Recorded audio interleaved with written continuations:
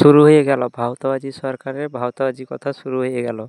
BJP সরকার আদৌ তো ভাওতাবাজি আর মানে লোককে ঠকিয়ে ভোট নেয় তা প্রমাণ হয়ে গেল। 20টা রাজ্যে তো কাউকে দেয়নি কোনো ভাতা, আর এখানটায় এসে যে 1,500 টাকা দিয়েছিল সেটা লোকের কাছ থেকে কেড়ে নিচ্ছে। আবার এখন শুরু করেছে দেখো ভ্যাকসিনের কাগজ না থাকলে তোমাকে লক্ষ্মী ভাণ্ডারের টাকা দেবে না, অন্নপূর্ণা ভাণ্ডার। তো এই ভাওতাবাজি সরকার বেশি দিন টিকবে না এভাবে ভাওতাবাজি দেখালে। তো বন্ধুরা, যা করার 5 বছর করে নিতে বলো, তারপরে এদেরকে আবার জনগণ এদেরকে শিক্ষা দেবে।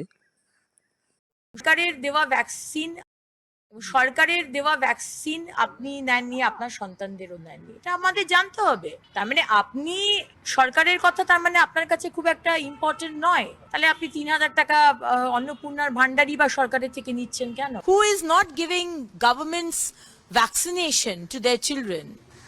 We need to know that. Those who are allowing their children